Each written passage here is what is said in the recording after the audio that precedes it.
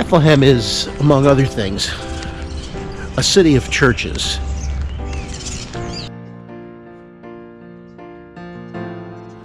There are scores of churches in Bethlehem covering every single denomination. And if there was a golden era of church building in Bethlehem, it came at the turn of the 20th century. Between 1890 and about 1920, many churches were established, especially on the south side. And most of them were ethnic churches. Before 1917, there were no Roman Catholic churches on the north side of the river. But once the city of Bethlehem became a unified city in 1917, that was about to change. And this is the story of a parish, and in particular, one building, here on Exploring Bethlehem.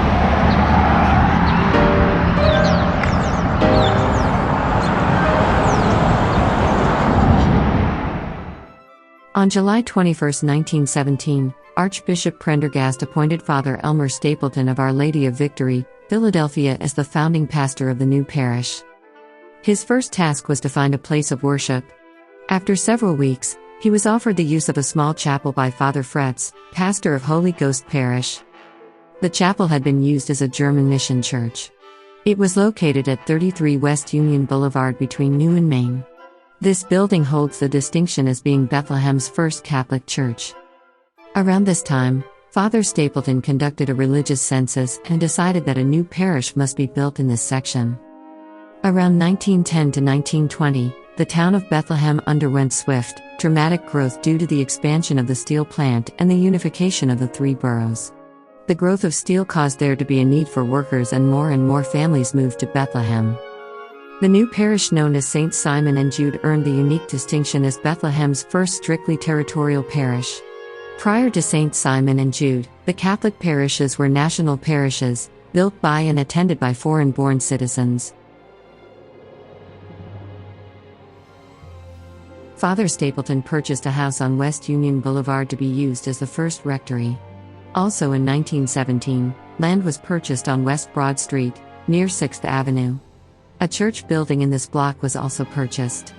It had been the Olivet Evangelical Church.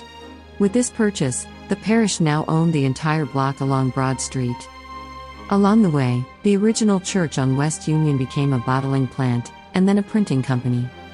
In 1922, a school and a convent were built on the Broad Street site. By 1925, the new and present rectory was built. By 1930, the St. Simon and Jude parish had outgrown its location, and a decision was made to build a brand new church building on the West Broad Street site. That year, demolition of the old building began. Through the courtesy of Mayor Robert Pye Full, the gymnasium at Bethlehem Preparatory School on 8th Avenue was provided to celebrate the Mass. Father Stapleton led a committee to determine the architectural style of the church to be. The committee decided on a blend of two churches in the Philadelphia area, namely the Swedenborgian Cathedral in Bryn Athyn and the Holy Cross Church in Mount Airy. To build this architectural marvel, local contractor Benedict Burkle was chosen. Burkle had built 19 churches in his illustrious career and had been considering retirement, but decided that he should cap his career with one final work of art. On October 2, 1932, the new church was dedicated. Ironically, Father Stapleton, the man most responsible for building the new parish and constructing its magnificent church, was reassigned in March of 1932. He had been replaced by Reverend John Mundy. Father Mundy would guide the parish during the very challenging decade of the 1930s. Father Mundy had inherited a church debt of more than $200,000 during the heart of the Great Depression. Father Mundy passed away in 1940 and was replaced by Reverend Owen Donnelly, who would help stabilize the church finances, while also replacing the school and the convent. He led the parish from 1940 through the 1960s.